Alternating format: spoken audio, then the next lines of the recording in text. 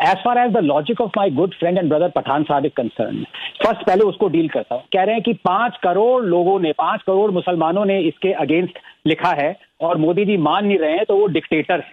By that logic, अगर वही 5 करोड़ मुसलमान कल को कहे हमें एक पाकिस्तान चाहिए और मोदी जी ना सुने तो डिक्टेटर हो जाएंगे। ऐसे चलती है डेमोक्रेसी। बट बहरहाल, आई एग्री विद वारिस पठान साहब, the Waqf amendment act should be scraped. It is illegal and unconstitutional. Why? Because unjust, discriminatory, draconian acts are not amended. They are abrogated. Amending the Waqf Act is akin to chopping the head of a hydra. Two issues here. Look, I have nothing against Waqf Board. Why should anyone, Navika?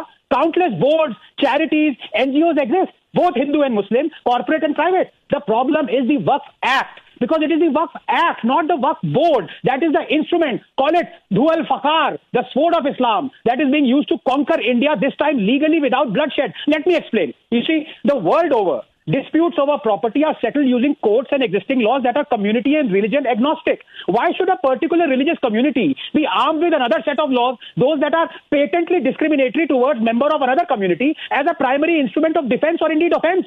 Is there a Hindu equivalent of the Waqf Act? Promulgate one in the interest of equality then. Let all those who want continuation of the Waqf Act watch as Hindus lay claim to tens of thousands of mosques and Muslim villages and then enjoy the privilege of the disputes being addressed primarily not to the courts but via the clauses and strictures of Hindu equivalent of the Waqf Act. 24 घंटे में Waqf Act के supporters line पे आ जाएंगे. And that is why I say amending the Waqf Act is akin to chopping the head of the hydra. This is because while you might have removed a few discriminatory and draconian clauses from the Act, a vast majority of them remain unchecked. For example, Section 8 says the state has to pay for the Waqf survey.